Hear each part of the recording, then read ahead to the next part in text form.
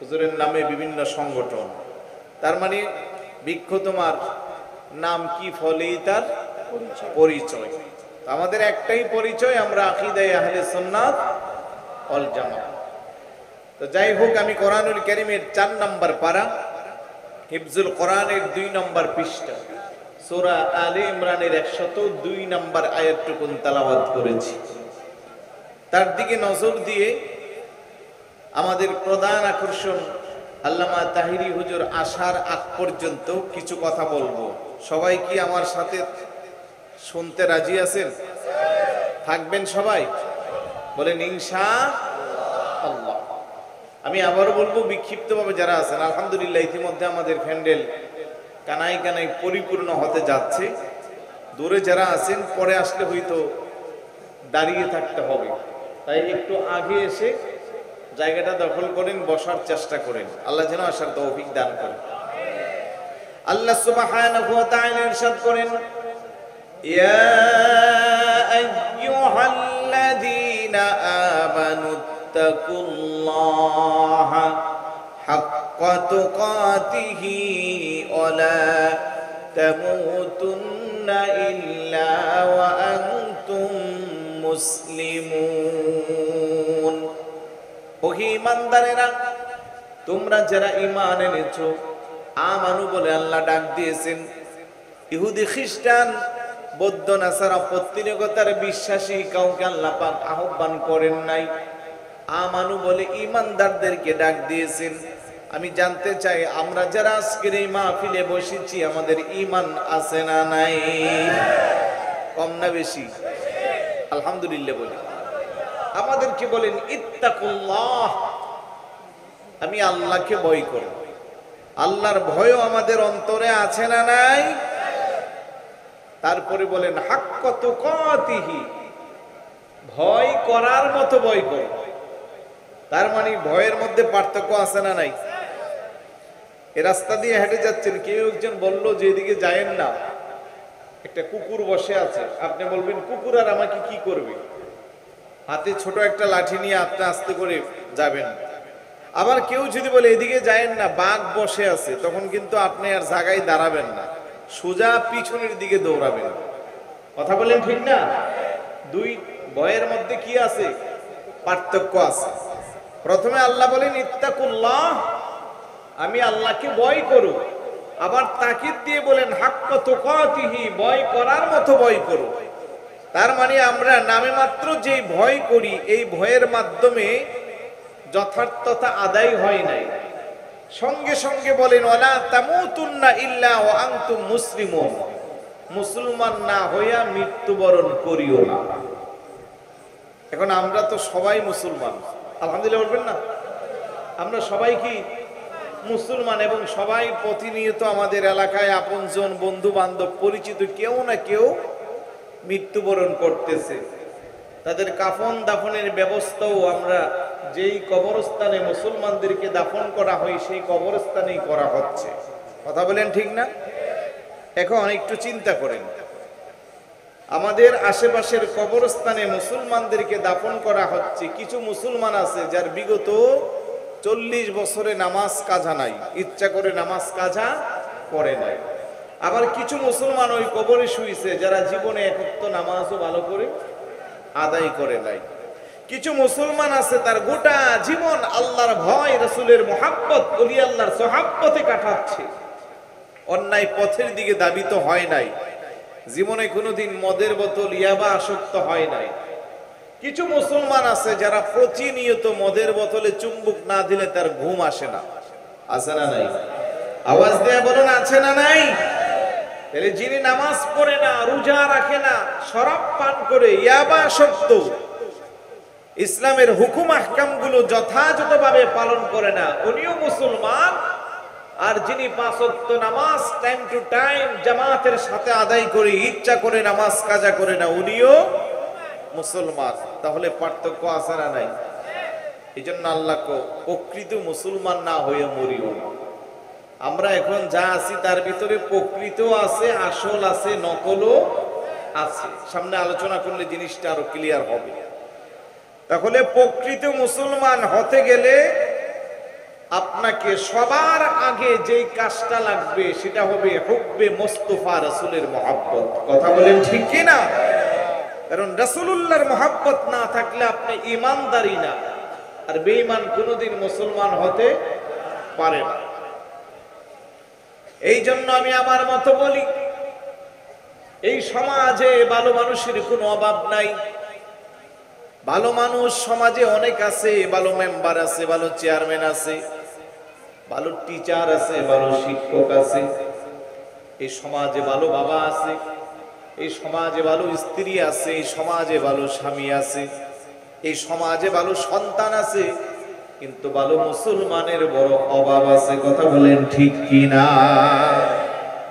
সবাই মুসলমান, লম্বা লম্বা দাড়ি, মাথায় টুপি, পরনে জুব্বা, মানুষ হাজার হাজার মানুষ ওনাকে অনুসরণ করে। উনি আবার মানুষকে বলে শবে বরাতের রাতে মসজিদে ইবাদত করার চেয়ে বেশ্যাখানায় থাকা উত্তম। আরে একটু জোরে বলে নাউজুবিল্লাহ। উনিও তো মুসলমান, উনিও তো দাবি করে উনি কি মুসলমান। ওনার দাড়ি, ওনার জুব্বা, ওনার শরীর আমার চেয়ে আরো অনেক বেশি। এমন বক্তব্য আসতেছে সবে কদরের রাতে মসজিদে ইবাদত বন্দিগি না করে পূজা মণ্ডপে থাকা, এগুলো আমাদের মুখ দিয়ে আসে না, আপনাদেরকে সতর্ক করার জন্য বলতেছি। জোরে বলুন না নাউজুবিল্লাহ। আরেকটু জোরে বলুন নাউজুবিল্লাহ। রমজান মাস সবে মাত্র গেল, রমজান মাস সবে মাত্র গেল। আমি 27 তারিখ সকালে ঢাকায় ছিলাম, অর্থাৎ সবে কদরের রাত অতিবাহিত করে সকালে সুবর্ণ এক্সপ্রেসে ঢাকা গিয়েছি আমার ব্যক্তিগত কাজে। তারাবি করেছিলাম উত্তরা 7 নম্বর সেক্টর, একটা বিশাল বড় মসজিদে। আমি 8:30 জামাত ছিল, পৌঁছতে পৌঁছতে একেবারে মসজিদের দরজার পাশে দাঁড়িয়েছিলাম। 4 রাকাতের পরে আমি যেতে যেতে একেবারে আর 2-3 কাতার বাকি ছিল, ওই আমার কাছে গেছি। তার মানে ওরা আমার সম্মান দিয়ে ধাক্কায় নিছে, সামনে সব খালি। সামনে কি মানে 4 রাকাতের পরই 50% শেষ। 8 রাকাতের পরে একবার ইমামের কাছাকাছি গেছে। তার মানে 8 রাকাতের পরে আর মুসল্লি কোন রকমে আছে। আমি 4 রাকাতের পরে যাওয়া শুরু করছি। আমি কি রে 8 রাকাতের পরে না যাইতে পারে, কিন্তু এখন দেখতেছি 4 রাকাতের পরেই শেষ। তথাকথিত শায়েখরা কি করে আপনাকে আমাকে দূরে সরাচ্ছে, যেখানে বিশুদ্ধ সহিহ হাদিস দ্বারা প্রমাণিত তারাবি কয় রাকাত? আরেকটু জোরে বলেন কয় রাকাত? 20 রাকাত। যারা শবে বরাতের বিপক্ষে কথা বলতেছে, যারা শবে কদরকে তুচ্ছ তাচ্ছিল্য করতেছে, যারা ঈদ মিলাদুন নবীকে বেদাত বলে ফতোয়া দিচ্ছে, ফাতিহে ইয়াজদহমকে যারা তুচ্ছ তাচ্ছিল্য করছে, ওলি আল্লাহদের ইসালে সওয়াবকে যারা বাজে মন্তব্য করছে, আব্বা আম্মার ইসালে সওয়াব 4 দিন 40 আমরা যে খানা জেফত করি, তাদের কাছ থেকে ফতোয়া আসছে যতক্ষণ চুলার মধ্যে ওই খানা জেফতের রান্নাগুলো চলবে, চুলার আগুন যতক্ষণ জ্বলবে, আব্বা আম্মার কবরে ততক্ষণ আযাব চলবে। আর একটু জোরে বলি না নাউজুবিল্লাহ। এই ফতোয়া যারা দিচ্ছে তারাও তো মুসলমান। আমি কি আমার পয়েন্টটা বুঝাইতে পারছি? ওয়ালা তামুতুন্না ইল্লা ওয়া আনতুম মুসলিমুন। তো তারাও মুসলমান, তারাও ঈমানদার। যেখানে সিজদাতুন ওয়াহিদাতুন খায়রুম মিনাদ দুনিয়া ওয়া মা ফিহা, বান্দার একটা সিজদা আল্লাহর কুদরতি কদমে জমিনে যখন কপাল নাক 8টা অঙ্গ প্রত্যঙ্গ লাগায়া দেয়, বান্দা যখন সিজদায় যায় বলে সুবহানা রাব্বিয়াল আ'লা, একটা সিজদার মূল্য আসমান এবং জমিন তার মাঝামাঝি যত কিছু আছে সমস্ত কিছুর চেয়ে উত্তম। বড় করে বলি সুবহানাল্লাহ। ওই সিজদা থেকে আপনাকে আমাকে দূরে সরাচ্ছে, তারাও মুসলমান। কারণ এই যে আপনি 20 রাকাত তারাবির পরিবর্তে 8 রাকাত আর 4 রাকাত পরে বের হয়ে গেলেন, আপনি 12 রাকাতে অন্তত 24টা সিজদা আল্লাহকে বেশি দিতেন। কথা বলেন ঠিক কি না? এখন ফতোয়ার কারণে ফতোয়াবাজির আক্রান্ত হইয়া স্কুল কলেজ ইউনিভার্সিটি পড়েন আপনি, এই প্রজন্মের আপনি আমাদের সন্তান, আপনি আধুনিক ইসলামকে মহাব্বত করে ভালোবেসে 24টা সিজদা 30কে 24 দিয়া গুণ দেন, আপনি কয়টা সিজদা থেকে বঞ্চিত হলেন? যেখানে একটা সিজদার মূল্য দুনিয়া এবং দুনিয়ার মাঝখানে যা কিছু আছে চারতেও বেশি। এমন একটা ইবাদত থেকে আপনাকে যারা দূরে সরাইলো ওরাও মুসলমান। কথা বলেন ঠিক কি না? আজকে জুমা পড়ছেন, কত আসতেছে? জুমার আগে 4 রাকাত কাবলাল জুম্মা পড়ছি তো আমরা, পরে 4 রাকাত বাদাল জুম্মা বলতেছে এগুলো না, এগুলো পড়তে হবে না। যুবকরা এমনিতেই মসজিদে যেতে চায় না, নামাজ পড়তে চায় না, ওরা কই একটু ফেসবুক বেশি চালাইতে পারলে মনে শান্তি। কথা কোন? এখন ওরা সুন্নত পড়ে না, পরেও সুন্নত পড়ে না, তারপরে আস্তে করে মোনাজাত না দিয়ে মসজিদ থেকে বের হয়ে যা। এরকম যুবক লালানগর রাঙ্গুনিয়া আছে কি নাই? আর একটু জোরে বলুন আছে কি নাই? অনুরোধ করব যুবকদেরকে, ইমাম শেরে বাংলা রহমতুল্লাহি আলাইহি এখন আর আমাদের মাঝে নাই, তবে ওনার আদর্শটা আছে।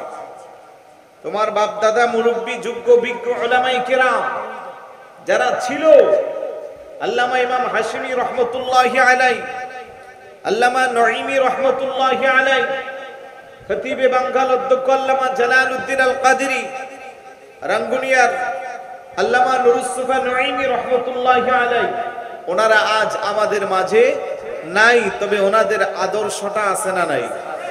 আর একটু জোরে বলুন আছে না নাই? এখন তোমার বাপ দাদা সেই আদর্শের মধ্যে ছিল, আর তুমি এখন মাদ্রাসায়ও পড়ো না, কলেজে পড়ো, স্কুলে পড়ো, বিভিন্ন সংগঠনের সাথে সম্পৃক্ত হইয়া তুমি মানুষকে বোঝাও বাপ দাদা ভুল করছে, আমিও করব নাকি? আর একটু জোরে বলি নাউজুবিল্লাহ। হ্যাঁ, আমি শিক্ষিত, বাপ দাদা ছিল কম শিক্ষিত, এরকম বলে কি বলে না? আমি বলবো ভাই তোমার শিক্ষা থাকলে আর কতটুকু আছে? পৃথিবীতে সবচেয়ে অনেক বেশি শিক্ষার অধিকারী ছিল ইবলিস। কথা বলেন ঠিক না? শয়তানের চেয়েও বড় শিক্ষিত আছে নাকি? এত শিক্ষা থাকার পরেও লানতের তক্তা গলায় দিয়ে বের করে দিয়েছে। যেই শিক্ষা তোমার ঈমানকে ধ্বংস করবে, যেই শিক্ষা তোমাকে রাসূলের মহব্বত থেকে দূরে সরাবে, যেই শিক্ষা তোমার ইসলামে চুনকালি মাখবে, যেই শিক্ষা তোমাকে আউলিয়া কেরামের আদর্শ থেকে দূরে সরাবে, তোমাকে বুঝে নিতে হবে, ধরে নিতে হবে যে এই শিক্ষা প্রকৃত শিক্ষা না, এটা ঈমান বিধ্বংসী শিক্ষা। কথা বলেন ঠিক কি না? এই কথাগুলো যারা বলছে, সবে বরাত, সবে কদর, আমাদের মিলাদুন নবী, আরো যা কিছু ওলি আল্লাহদের মাজার জিয়ারত, এগুলো যারা বলছে, যখন ইসরায়েল আর ফিলিস্তিনের যুদ্ধ শুরু হয়ে গেছে, ওটা পৃথিবীর 57টা মুসলিম কান্ট্রি প্রকাশ্যে অপ্রকাশ্যে সুখে দুঃখে যারা ফিলিস্তিনের পক্ষে কথা বলছে, তখন আমাদের দেশের তথাকথিত শায়েখরা ইসরায়েলের পক্ষে কথা বলছে। কথা বলে এটা আবারও আমাদের কাছে প্রমাণ হয়ে গেল ওরা ইহুদি খ্রিস্টানদের দালাল। কথা বলেন ঠিক কিনা? যেই মানুষগুলো ইহুদি খ্রিস্টানদের দালাল হয়ে ধর্মের কথা বলবে, ওরা প্রকৃতপক্ষে মুসলমানদের বন্ধু না, ওরা মুসলমানদের শত্রু, ওদের সাথে আমাদের কোনো সম্পর্ক।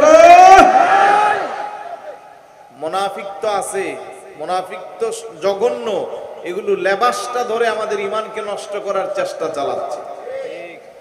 এই জন্য আল্লাহ সুবহানাহু ওয়া তাআলা বলেন, ইন্নাল মুনাফিকিনা ইখাদিউনা আল্লাহ ওয়া হুয়া খাদিউহুম ওয়া ইযা কামু ইলাস সালাতি কামু কুসালা ইরাউনান নাস ওয়া লা ইয়াযকুরুনা আল্লাহ ইল্লা কলিলা।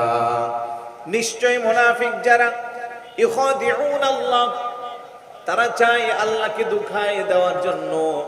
আল্লাহ কোনা হুয়া খাদিউহুম, আমি আল্লাহকে তারা কিভাবে ধোঁকা দিবে, বরং সেই ধোঁকার মধ্যে তারা নিজেরাই পড়ে যায়। ওয়া ইযা কামু ইলাস সালাতি কামু কুসালা, নামাজে যখন তারা দাঁড়ায় একাগ্রচিত্ত আল্লাহর জন্য তারা নামাজটা পড়ে না, ইরাউনান নাস, মানুষকে দেখানোর জন্য, ওয়ালা ইয়াজকুরুনাল্লাহা ইল্লা কলিলা, বরং আল্লাহর জিকির সেই নামাজের মধ্যে থাকে না। তাই এই সমাজে যারা আজকে আমাদেরকে দুকায় ফেলে দিচ্ছে, নামাজও আছে, রোজাও আছে, তাদের গালে মাথায় পাগড়ি আছে, টুপি আছে, গালে দাড়ি আছে, পরনে জুব্বা আছে, মুখের মধ্যে মধুর মধুর কথা আছে, কিন্তু ঈমান বিধ্বংসী বক্তব্য দিয়া তারা আমাদের যুবকদেরকে বেঈমান বানানোর চেষ্টা চালাচ্ছে। কথা বলেন ঠিক কি না? আল্লাহ বলেন ইন্নাল মুনাফিকিনা ফিদ দারকিল আসফালি মিনান নার, নিশ্চয় মুনাফিক যারা, তাদের স্থান হবে জাহান্নামের সবচেয়ে নিকৃষ্ট স্থানে। জাহান্নামীদের ময়লা আবর্জনা পুষগুলো যে জায়গায় যে স্তম্ভ হবে, ওই জায়গার মধ্যে মুনাফিকদের স্থান হবে। বড় করে বলি নাউজুবিল্লাহ। এই মুনাফিক চরিত্রের নামদারি তথাকথিত মুসলমানদের কাছ থেকে ঈমানকে বাঁচানোর জন্য আজকের এই গাজী বাংলা, আল্লামা গাজী শেরে বাংলা রহমতুল্লাহি আলাইহি স্মৃতি সংসদের ব্যবস্থাপনায় ঈদ মিলাদুন নবী ও ফাতিহ ইয়াজদাহুম মাহফিল। কথা বলেন ঠিক কি না? যারা এখানে আসছেন, আমার বিশ্বাস এতক্ষণ যা বলছি কথা কি বোঝা গেছে? কিন্তু আপনি আমাকে যদি ছুরিও মারেন, গলায় চিপে ধরেন, যদি বলেন যে হুজুর আপনি যাদের কথা বলতেছেন আমাদের সমাজে এগুলো নাই, আমি বলবো না ভাই, এই কথা বলার কোনো সুযোগ নাই। আমার একেবারে আপন মানুষ, 5 বছর আগেও যারা খুব ভালো সুন্নিয়তের পক্ষে কথা বলতো, এখন ওদের সাথে আমি নিজে ফাইট করে পারি না, আমারই উল্টা বুঝাইতেছে। তাহলে কোন পর্যায়ে মাথার মগজ ধুলাই করা হচ্ছে? কারণ ওদের সাংগঠনিক রুল হচ্ছে একজন ব্যক্তিকে দায়িত্ব দিবে, 1 বছরে বেশি না, মাত্র 10 জনকে তুমি টার্গেট করে আমাদের আদর্শে নিয়ে আসবে। ওই দর্শন আবার পরের বছরের জন্য 100 জন, ওই 100 জন পরের বছর 1000 জন। আজ থেকে 20 বছর আগ থেকে ওরা আন্দোলন শুরু করছে। ওরা তো আন্দোলন বলে সম্মানী ভাতা সহ, হ্যাঁ সম্মানী ভাতা সহ। আপনি এগুলো তো মিডিয়ার মধ্যে যাচ্ছে, আমি তো বলি এগুলো, সমস্যা নেই। অলরেডি আমাকে হুমকি দান কি, ওই যে তথাকথিত ব্যক্তির আইডি থেকে আমার নাম সহ উল্লেখ করে হুমকি দিচ্ছে, দেখছেন না আপনারা? আমাদের আল্লামা তাহিরি সাহেবের নাম আছে ওইখানে, 4 জনের নাম আছে, আমার নাম আছে, ডক্টর আনায়াতুল্লাহ আব্বাসী সাহেবের নাম আছে, কওমি অঙ্গনের একজন ভাই মুফতি রাজাউল করিম আবরার, এই 4 জনের বিরুদ্ধে উল্টা হুমকি দিছে, সুরের মার বড় গলা, যে আমাদেরকে নাকি দেখে ছাড়ো না। তো যাই হোক, এগুলো আমাদের পূর্ব উত্তরসূরি আদর্শ, আমরা এগুলো ভয় পাই না। আমরা ইমাম হুসাইন রাদিয়াল্লাহু তাআলা আনহুর আদর্শের সৈনিক। কথা বলেন ঠিক কি না? আর সেই আদর্শ বাস্তবায়নের জন্য 2014 সালে এই বাংলার জমিনে আল্লামা শহীদ নুরুল ইসলাম ফারুকী রহমতুল্লাহি আলাইহি বুকের তাজা রক্ত বিসর্জন দিয়ে আমাদেরকে আদর্শ শিক্ষা দিয়ে গেছে। কথা বলেন ঠিক কি না? আর হোম আল্লাহ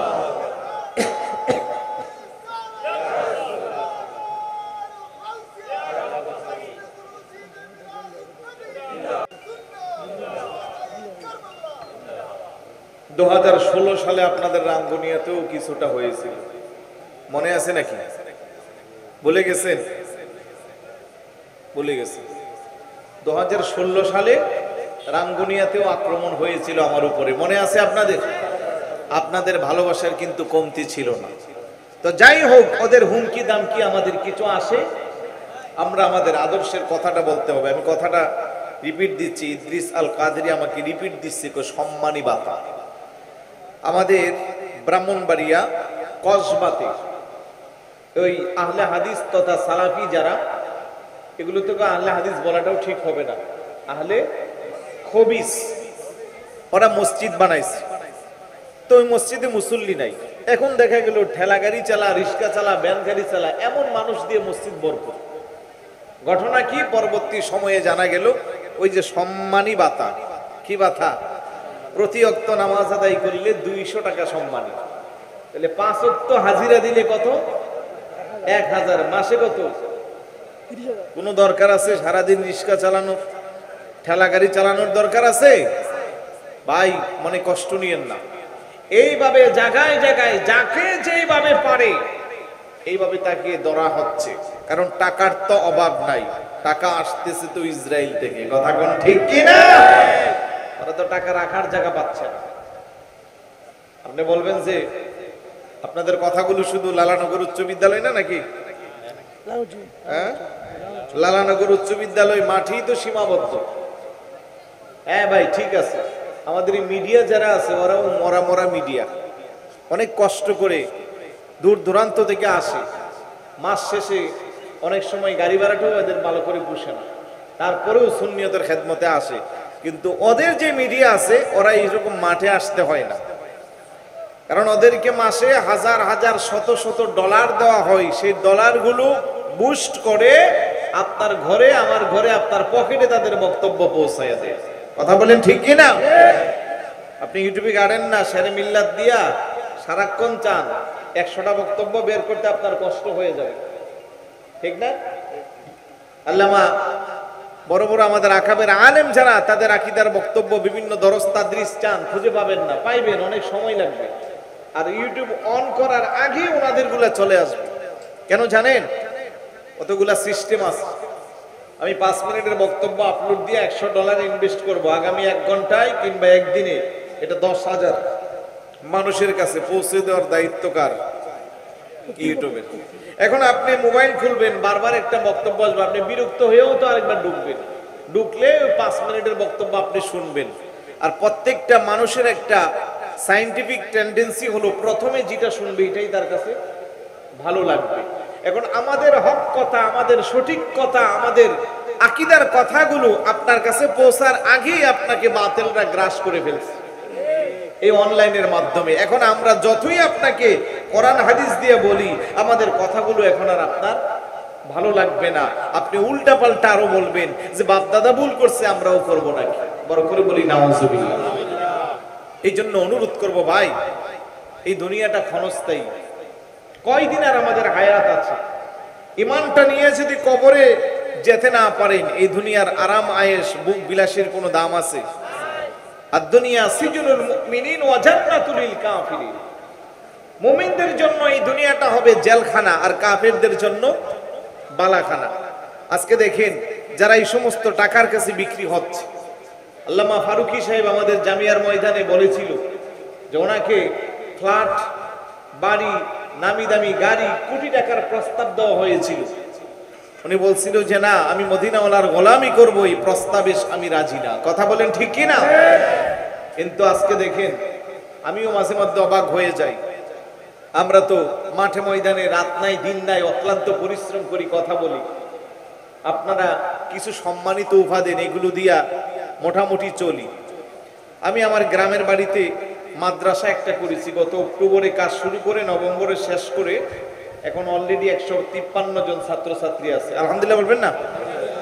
তো টিন সেট কোন রকমে বানাইছে, তত একটা সহযোগিতা কারো কাছ থেকে পাওয়া যায় না, জাস্ট বলার জন্য বলা। আর ওরা দেখেন সকালবেলা শুরু করে সন্ধ্যার আগে বিল্ডিং উঠে যায়।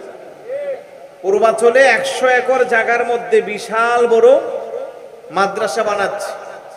ওই যে তথাকথিত আহলে হাদিসের শাইখ আব্দুর রাজ্জাক বিন ইউসুফ ওই দিন আগে লাইভে বলছে, চট্টগ্রাম হালি শহরে সালাফি মাদ্রাসা বানাচ্ছে, ঢাকাতে সালাফি মসজিদ বানাবে, 250 কোটি টাকা উঠে গেছে 5 মিনিটে। তাহলে চিন্তা করেন কোন পর্যায়ে আছে ওরা, এই টাকা আসে কোত্থেকে? ওরা তো মাঠে ময়দানে এরকম মাহফিলও করে না, 5 মিনিটের বক্তব্য ছেড়ে ছেড়ে আপনাকে কাট করে ছেড়ে দিচ্ছে। রাজধানীতে উত্তরা নামি দামি বসুন্ধরা বাড়ি দ্বারা, গুলশানে নামি দামি ফ্ল্যাটে থাকছে, এগুলো আসতে কোত্থেকে? সোজা কথা, আপনি আমার গলায় ছুরি দিলেও আমি বলবো এগুলো ইসরায়েলি টাকা। কথা বলেন ঠিক কি না? সুতরাং ঈমানকে যদি বাঁচাতে চান, দুনিয়ার পিছনে ঘুরবেন না, সামান্য দুনিয়ার ফায়দার জন্য আখিরাতকে বরবাদ করবেন না। কঠিন সময় আরো সামনে আমাদের আসতেছে, এগুলো জীবনের রিস্ক নিয়ে আপনাদের সামনে বলতেছি, কারণ মিডিয়ার মাধ্যমে এগুলো রেকর্ড হচ্ছে, বিভিন্ন জায়গায় যাচ্ছে। অনেকে আমাকে বলে আত্মীয় স্বজন, এগুলো না বললে কি সমস্যা? আমি চিন্তা করে দেখছি আর বাঁচতেই কয় বছর বাঁচবো, জীবনের অর্ধেকের চেয়ে বেশি গেছে। কথা বলেন ঠিক না? কিন্তু আপনাদের এই নেক্সট প্রজন্ম যাচ্ছে কোথায়? স্কুলে পড়ে, ইউনিভার্সিটিতে পড়ে, কলেজে পড়ে, ওই ছেলেরা এসে আমাদের সাথে তর্ক ধরে যে আপনারা সঠিক পথে নাই, আমাদের শায়েখরা সঠিক পথে আছে। আরেকটু জোরে বলি নাউজুবিল্লাহ। প্রত্যেকদিন যখন আমরা নামাজে দাঁড়াই, সূরা ফাতিহার মধ্যে আমরা তেলাওয়াত করি ইহদিনাস সিরাতাল মুস্তাকিম সিরাতাল্লাযীনা আন'আমতা আলাইহিম গায়রিল মাগদুবি আলাইহিম ওয়ালাদ-দাল্লিন। আমিন। সূরা ফাতিহা পড়ি তো সবাই? সূরা ফাতিহা পারি না এমন কেউ আছে নাকি? সবাই আমরা পারি। তাহলে দেখেন আমরা কেমন হকের মধ্যে আছি। নামাজে দাঁড়াই আল্লাহকে বলি ইহদিনাস সিরাতাল মুস্তাকিম, রব্বুল আলামিন তুমি আমাকে সহজ সরল পথে পরিচালিত করো। সিরাতাল্লাযীনা আন'আমতা আলাইহিম, যে পথে তোমার নিয়ামত প্রাপ্ত ব্যক্তিরা ছিল। কবির ভাষায় আমরা পড়েছিলাম চালাও সে পথে যে পথে তোমার প্রিয়জন গেছে চলি। কথা বলেন ঠিক কি না? সিরাতাল্লাযীনা আন'আমতা আলাইহিম, রব্বুল আলামিন এবার আমি জানতে চাই আপনার নিয়ামত প্রাপ্ত ব্যক্তি কারা? কেউ না কেউ তো আল্লাহর নিয়ামত প্রাপ্ত ব্যক্তি আছে, না থাকলে তো আল্লাহ আমাদেরকে এইভাবে শিক্ষা দিতেন না যে তোমরা আমার কাছে প্রার্থনা করো। ও আল্লাহ জানতে চাই আপনার নিয়ামত প্রাপ্ত ব্যক্তি কারা? আল্লাহ তার জবাবটা দিচ্ছেন 5 নাম্বার পারার মধ্যে, وَمَن يُطِعِ اللَّهَ وَالرَّسُولَ فَأُولَٰئِكَ مَعَ الَّذِينَ أَنْعَمَ اللَّهُ عَلَيْهِم مِّنَ النَّبِيِّينَ وَالصِّدِّيقِينَ وَالشُّهَدَاءِ وَالصَّالِحِينَ وَحَسُنَ أُولَٰئِكَ رَفِيقًا। চিৎকার করে বলে সুবহানাল্লাহ। নিয়ামত প্রাপ্ত ব্যক্তিদের শ্রেণীবিন্যাস আল্লাহ সুবহানাহু ওয়া তাআলা এই আয়াতের মধ্যে রেকর্ড করে দিয়েছেন। আল্লাহ পাক 4 শ্রেণীর ব্যক্তির প্রতি আল্লাহর নিয়ামত প্রাপ্ত বান্দা সে ঘোষণা দিয়েছেন। 1 নম্বরে ফাউলাইকা মাআল্লাযীনা আন'আমা আল্লাহু আলাইহিম মিনান নাবিয়্যিন ওয়াস-সিদ্দিকিন ওয়াশ-শুহাদা'i ওয়াস-সালিহিন, নবী যারা, সিদ্দিক যারা, শহীদ যারা। 4 নম্বরে আল্লাহর ওলি যারা, নেককার বান্দা যারা, তাদের প্রতি আল্লাহর নিয়ামত, তারাই নিয়ামত প্রাপ্ত ব্যক্তিদের অন্তর্গত। বড় করে বলি সুবহানাল্লাহ। এই জন্য আহলে সুন্নাত ওয়াল জামাতের আকীদা আমরা যারা বিশ্বাস করি, নবীর প্রতি যেমন আমাদের সর্বোচ্চ সম্মান, আমাদের কোন একজন আলেম, আকাবের আলেম বলেন, নবীন বলেন, প্রবীণ বলেন, কারো কোনো বক্তব্যের মাধ্যমে রাসূলুল্লাহর শানে কোনো বেয়াদবি, আওয়াজ দিয়ে বলেন আছে নাকি? একেবারে একটা মসজিদের মুয়াজ্জিন থেকে শুরু করে শাইখুল হাদিস পর্যন্ত আহলে সুন্নাত ওয়াল জামাতের আকীদা যারা বিশ্বাস করি, আমি মাঝে মধ্যে অবাক হয়ে যাই। মানুষ তো ভুল করে হলেও অনেক সময় অনেক কিছু স্লিপ অফ টাং হয়ে যায়, কিন্তু আল্লাহর মেহেরবানিতে আহলে সুন্নাত ওয়াল জামাতের আকীদা যারা বিশ্বাস করে, রাসূলুল্লাহর শানে ওনাদের জীবনে 2-4টাও এমন কোনো বক্তব্য পাওয়া যায় না যে বক্তব্যের কারণে আল্লাহর নবীর সম্মান কমে যায়, বরং তারা আপ্রাণ চেষ্টা করে কোরআন সুন্নাহ থেকে গবেষণা করে রাসূলুল্লাহর শানকে বাড়ানোর কথা বলেন ঠিক কি না? আমাদের মুখালিফ যারা, তারা চিন্তা করে আমার যশ খ্যাতি পরিচয় যদি বাড়াইতে চাই, আমার মুখালিফ যারা তারা চিন্তা করে সঠিকভাবে তারা ওইভাবে মানুষের কাছে পরিচিত হতে পারে না। এই জন্য যতগুলো বাতিল আলেম দেশের মধ্যে নামি দামি হয়েছে, সবাই রাসূলুল্লাহর শানে বেয়াদবি করেছে, না হয় কোরআনের শানে বেয়াদবি, না হয় আল্লাহর ওলিদের শানে বেয়াদবি। কথা বলেন ঠিক কি না? মানে যেটাকে বলা হয় নেগেটিভ ভাইরাল। ওরা চিন্তা করে যে রাসূলুল্লাহর শানে যদি উল্টা পাল্টা না বলি তাহলে আমাদের পরিচিত তাড়াতাড়ি মানুষের কাছে পৌঁছবে না, হবে না। আমি আশ্চর্য হয়ে যাই, একের পর এক লাগামহীন ভাবে এত বেশি পরিমাণের বেয়াদবি রাসূলের শানে করে, এগুলো আমরা কোরআন সুন্নাহ দিয়ে একেবারে মানুষের সামনে স্পষ্ট করে দিই। তারপরেও কিছু কিছু ভাইয়েরা ওদেরকে ভালোবাসে, আমাদেরকে মন্দ বলে। আছে না? আর একটু ছেড়ে বলুন, আছে না? আহা, খতামাল্লাহু আলা কুলুবিহিম, একেবারে মোহর অঙ্কিত করে দিয়েছে আল্লাহ তাদেরকে। আমি নাম নিচ্ছি না, আর কি কিছু কিছু নাম তো তারপরও নিয়ে ফেললাম। বুঝার তো আপনাদের আর বাকি থাকার কথা না, কয়টা বেয়াদবি করেছে। তারপরেও যুবকদের কাছে এখন কারো কাছে আইডল, কারো কাছে আইকন, কারো কাছে লাইফ, কারো কাছে মাই লাইফ। আহারে যুবক, এত সস্তায় তোমার ইমানকে তুমি বিক্রি করে দিচ্ছ। আজ যদি হযরত ওমর রাদিয়াল্লাহু তাআলা আনহুর মতো নবীর সাহাবী থাকতো, সাইয়্যিদানা আবু বকর সিদ্দিক রাদিয়াল্লাহু তাআলা আনহুর মতো নবী প্রেমিক সাহাবী থাকতো, হযরত বেলাল রাদিয়াল্লাহু তাআলা আনহুর মতো খোলাফায়ে রাশিদের মতো নবী প্রেমিকরা থাকতো, রাসূলুল্লাহর শানে কেউ এই ধরনের বেয়াদবি করলে সঙ্গে সঙ্গে তাদের গর্দানকে উড়াইয়া দিত। কথা বলেন ঠিক কি না? আমাদের ঈমান দুর্বল হয়ে যাচ্ছে। আল্লাহ সুবহানাহু ওয়া তাআলা যেখানে রাসূলুল্লাহকে এত বেশি সম্মান দিয়েছে, এত বেশি মর্যাদা দিয়েছে, আর ১৫০০ বছর পরে রাসূলের উম্মত দাবি করে রাসূলের শানে বেয়াদবি করে। ইনজিলু ঈসা قد أتى بك مخبرا ولنا الكتاب أتى بمدح حلاك لو أن البحار مدادهم والشعب أقلام جعلنا لذاك لن يقدر الثقلان يجمع نزره أبدا وما استطاعوا له أدراك। চিৎকার করে বলি সুবহানাল্লাহ। ইমামে আযম আবু হানিফা আলাইহির রাহমা রাসূলুল্লাহর শানে ডাক ডাক, ইয়া রাসূলুল্লাহ, ইয়া হাবিবাল্লাহ, ইনজিলু ঈসা قد أتى بك مخبرا ولنا الكتاب أتى بمدح حلاك। ঈসার কিতাব ইনজিলে তবু লেখা ছিল শুভ আগমন বাণী, মোদের কিতাব কোরআনেও আছে লেখা কত শান সবই মোরা জানি। খোদারে কসম সমুদ্রের জল কালি যদি হয় বানানো, তোমারে লাগি যদি গো নবী গাছকে হয় কলম সাজানো। লেখকের লিখুনি শেষে হবে তবু শেষে হবে না তোমার শান, কেন না যা করেছেন বয়ান আল্লাহ মহান। চিৎকার করে বলি সুবহানাল্লাহ।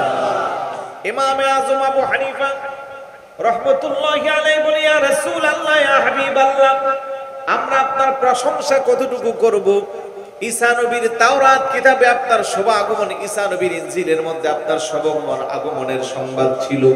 আমাদের কোরআনে যেদিকে তাকাই সেদিকে শুধু আপনার মান, আপনার সম্মান, আপনার মর্যাদা পাই। পৃথিবীর সমস্ত সমুদ্রের পানিকে যদি কালি বানানো হয়, সমস্ত বৃক্ষলতা গাছপালাকে যদি কলম বানানো হয়, আর যদি আপনি নবীর সম্মান লিখতে শুরু করা হয়, কলম হিসেবে গাছগুলো শেষ হয়ে যাবে, কালি হিসেবে সমুদ্রের পানি শেষ হয়ে যাবে, তারপরও আপনি নবীর সম্মান লিখা শেষ হবে না। চিৎকার করে বলি সুবহানাল্লাহ। এত মর্যাদা দিয়েছে কি? আর একটু জোরে বলুন কে? যে রাসূলুল্লাহকে আল্লাহ এত মর্যাদা দিয়েছে। মাযহাবের ইমাম ইমামে আযম আবু হানিফা আলাইহির রাহমা রাসূলুল্লাহর শানে মর্যাদার উক্তিগুলো করেছে। আজকের এই সমাজে সেই ইমামে আযম আবু হানিফা রাহমাতুল্লাহি আলাইহিকে গালমন্দ করে এমন টুপিওয়ালা দাড়িওয়ালা আছে না নাই? আর একটু জোরে বলুন আছে না নাই?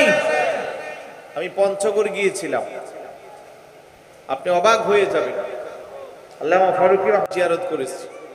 এলাকার ভাইয়েরা বলল যে ভাই হুজুর আমাদেরকে গালি দেই, কই ওরা কি মুসলমান না হানাফি? জানি আমরা যারা মাযহাব মানি, আমরা তো হানাফি মাযহাব মানি, কথা কোন ঠিক না?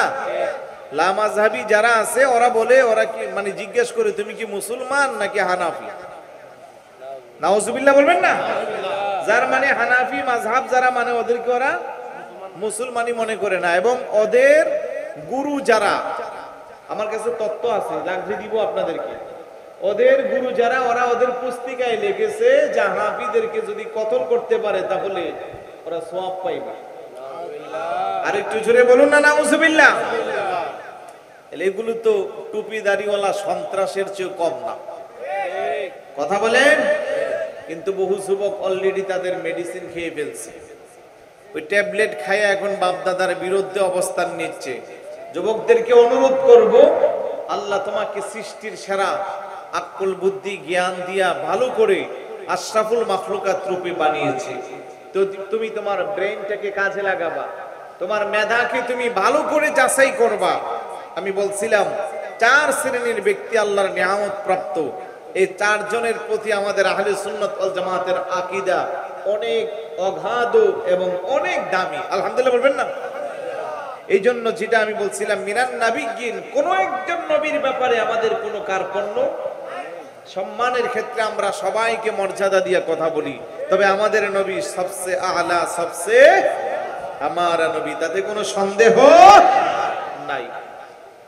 তারপরে সিদ্দিক, শহীদ, তাদের মর্যাদা আমি কি বলবো? কোরআনে আল্লাহ পাক বলে দিয়েছে, হাদিস আছে, সর্বশেষ সালেহীন। সালেহীন হলো নেককার বান্দা যারা। একটু দরুদ শরীফ পড়ি, আল্লাহুম্মা সাল্লি আলা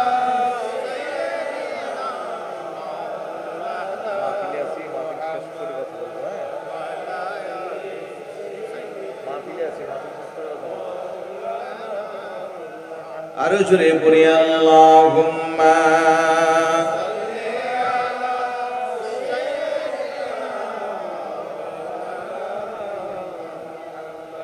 وعلى آل سيدنا تجيكر كوري لا إله لا إله جوري جوري لا إله محبت لا إله এক সাথে লা ইলাহা জবান খুলে লা ইলাহা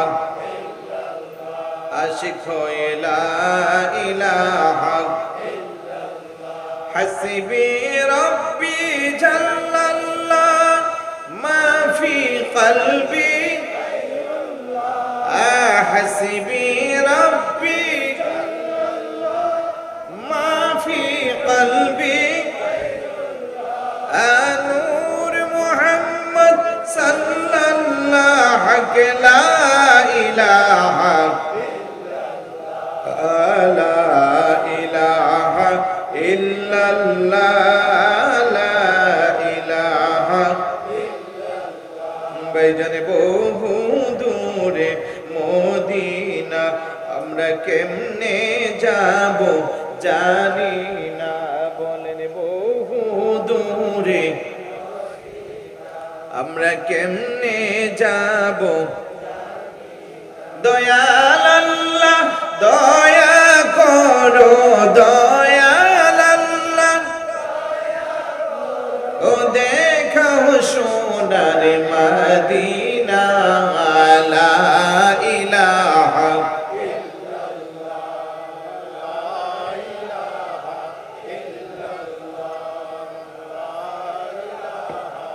ইল্লাল্লাহ লা ইলাহা বাইজান কত সুন্দর মদিনা যার নাই কোনো তুলনা। বলেন কত যার নাই কোনো তুলনা। তোমরা বোঝেও কেন বুঝো না, তোমরা বুঝেও কেন ভাইজান ঈমানে হইল মদিনা লা ইলাহা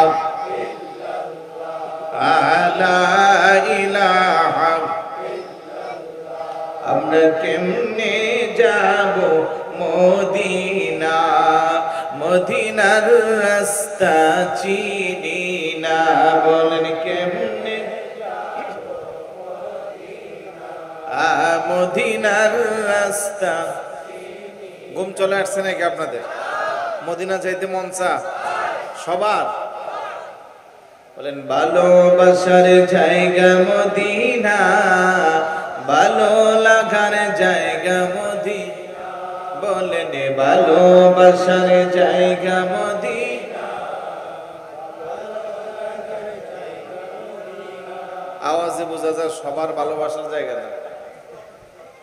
মদিনার চেয়ে ভালোবাসার জায়গা আমাদের কোথাও আছে নাকি? এই আওয়াজ দিয়ে বলুন আছে? তাহলে সবাই জবান করে বলুন, ভালোবাসার জায়গা মদিনা, ভালো লাগার জায়গা মদিনা, বলেন ভালোবাসার জায়গা মদিনা। এত সুন্দর জায়গা কোথাও দেখি না, এত সুন্দর জায়গা কোথাও দেখি না, সাজিয়েছেন দয়াল রাব্বানা ভালোবাসার জায়গা মদিনা, বলেন ভালোবাসার জায়গা মদিনা, ভালো লাগার মদিনা শরীফে নূরের খজিনা। সুবহানাল্লাহ বলবেন না? বলেন মদিনা শরীফে নূরের খজিনা, আশিক ছাড়া অন্য বুঝে না ভালোবাসার জায়গা মদিনা, সবাই ভালোবাসার জায়গা মদিনা, ভালো লাগার জায়গা। একদিন কবরে যাব কেউ তো যাবে না, একদিন কবরে যাব কেউ তো যাবে না, যাবে আমার শাহে মদিনা ভালোবাসার জায়গা মদিনা। সবাই জবান খুলে ভালোবাসার জায়গা মদিনা, ভালো লাগার জায়গা মদিনা। এত সুন্দর জায়গা কোথাও দেখি না, এত সুন্দর জায়গা কোথাও দেখি না, সাজিয়েছেন দয়াল রাব্বানা ভালোবাসার জায়গা মদিনা, বলেন ভালোবাসার জায়গা মদিনা, ভালো লাগার জায়গা মদিনা। যতই দুরূদ পড়ি তৃপ্তি মিটে না, যতই দুরূদ পড়ি তৃপ্তি মিটে না, মিলাদেও শান্তি থাকে না ভালোবাসার জায়গা মদিনা, বলেন ভালোবাসার জায়গা মদিনা, ভালো লাগার জায়গা। আমাদের সকলের অনেক বেশি গুনাহ, আমাদের সকলের অনেক বেশি গুনাহ, তাই হাবিবের কদমে ছাড়ব না ভালোবাসার জায়গা মদিনা, বলেন ভালোবাসার জায়গা মদিনা, ভালো লাগার জায়গা মদিনা। আলহামদুলিল্লাহ বলবেন না? আরেকটু ছোটে বলি আলহামদুলিল্লাহ। মনোযোগ আছে? তাহলে নবী যারা, সিদ্দিক যারা, শহীদ যারা, আল্লাহর ওলি যারা, তাদের প্রতি আল্লাহর নিয়ামত ঘোষণা কার? আরেকটু জোরে বলুন কার? একমাত্র আহলে সুন্নাত ওয়াল জামাতি একটি দল যারা তাদেরকে অনুসরণ করে। আমাদের কোন আলেমদের জবানে কোনোদিন ওলি আল্লাহর বিরুদ্ধে কিছু শুনছেন? কেন শুনবেন? কারণ ওলি আল্লাহর মর্যাদা দিয়েছে কে? আরেকটু জোরে বলুন কে? আর এই বাংলাদেশে আমরা ইসলাম পেয়েছি ওলি আল্লাহর মাধ্যমে, তাতে কোনো সন্দেহ। 800 বছরের পূর্বের ইতিহাস খুঁজেন। আসসালামু আলাইকুম। কোথায়?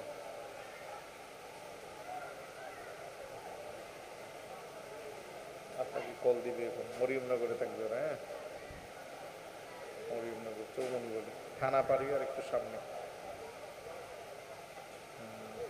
ঠিক আছে, লোক আছে না? মরিয়মনগরের লোক আছে। হ্যাঁ, পৌরসভা একটু সামনেই মরিয়মনগর লোক আছে।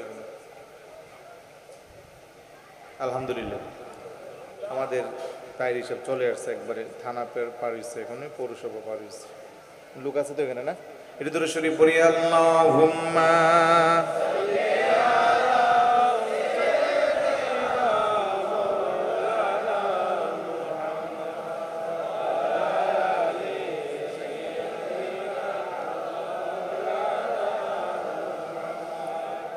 ওটা বসা করবেন নাকি আপনারা? উনি তো এখানে আসবে, যে যে পজিশনে আছেন উনি এখানে বসলে ভালো দেখতে পারবেন। আর যদি মনে করেন যে না রাস্তায় দেখতে যাইবেন তাইলে পস্তাইবেন। কেমন পস্তাইবেন? মোবাইলও হারাইবেন, মাথায় রেখেন। এখানে কিছু লোক আসবে শহর থেকে, আশেপাশের যারা আমাদের মুখালেফ, ওরা আসতেছে মোবাইল নেওয়ার জন্য। পারুয়াতে গতবার 9টা না 17টা নিচ্ছে, বাঁশখালীতে 17টা, ওইখানে নিছিল 9টা। ঠিক আছে, তো পকেট সাবধান, মোবাইল সাবধান। ওরা সংঘবদ্ধভাবে 20-30 জন আসবে, ওদের টার্গেট হলো মোবাইল নেওয়া। কারণ আপনারা যখন আবেগে বস্তির হয়ে দেখবেন, ওই ফাঁকে দিয়ে ওরা 2 আঙ্গুলে কাজ সারবে। কথা বলেন ঠিক কি না? তাইলে আমরা সুশৃঙ্খল ভাবে বসি, ইনশাআল্লাহ হুজুর চলে আসবে আমাদের মাঝে। তো যে কথা বলছিলাম যে বড় শিক্ষিত হলেও লাভ নাই যদি বদনসিব বলা হয়।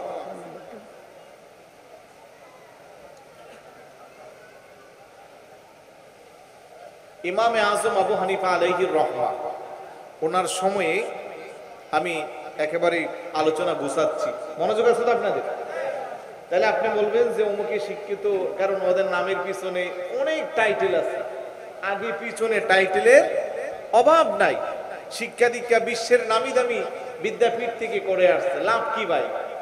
কপালে যদি বদনসিব থাকে বড় শিক্ষা দিয়েও কোনো কাজ হবে। অনেক মানুষ বেশি উচ্চ শিক্ষিত হয়ে আর পরে শেষ পর্যন্ত আল্লাহর অস্তিত্ব খুঁজে, নাউজুবিল্লাহ বলবেন না, তখন কি হয়ে যায়? নাস্তিক হয়ে যায়। কিন্তু পঞ্চ ইন্দ্রিয়ের মাধ্যমে এই কিছু পোলাপাইন ওদিকে দৌড়াচ্ছে, উঠতেছে, এগুলো কিন্তু ঠিক না। আমি ভালোর জন্য মেসেজ দিলাম, তার মানে কি আমাকে রেখে চলে যাবেন? বসেন সবাই, উঠবেন না। পঞ্চ ইন্দ্রিয়ের মাধ্যমে আল্লাহ পাক আপনাকে ভালো মন্দ বোঝার ক্ষমতা দিয়েছে, এই কারণে আপনি সৃষ্টির সেরা। সুবহানাল্লাহ বলবেন না? পঞ্চ ইন্দ্রিয় বুঝেন তো? মুখ, নাক, চোখ, কান, ত্বক। আপনি কথা বলতে হবে না। আমি যদি একটা ঠান্ডা 1 গ্লাস পানি এনে আপনার এখানে লাগাই, বলতে পারবেন আপনি এটা কি? আবার চায়ের কাপটা দিলে বলা যাবে গরম। জিব্বাই যদি একটা পচা গান্দা কিছু দেই, বলতে হবে না, এটা জিব্বাই বলে দিবে। দুর্গন্ধ একটা আসলে আমার নাকে বলে দিবে, ঠিক না? অশ্লীল কিছু আসলে আমার চোখে বলে দিবে, এবং অবাধ্য কিছু অশ্লীল গান আসলে আমার কানে বলে দিবে। তো এইগুলাকে বলা হয় পঞ্চ ইন্দ্রিয়। এই কারণে পঞ্চ ইন্দ্রিয়ের বোঝার সক্ষমতা আল্লাহ পাক আশরাফুল মাখলুকাত মানব জাতিকে দিয়েছে। হাতি বলেন, ঘোড়া বলেন, বাঘ বলেন, সিংহ বলেন, দেহের দিক দিয়ে আমাদের চেয়ে অনেক শক্তিশালী, বড়, কিন্তু ওদের এটা নাই, এই জন্য ওরা বুঝে না।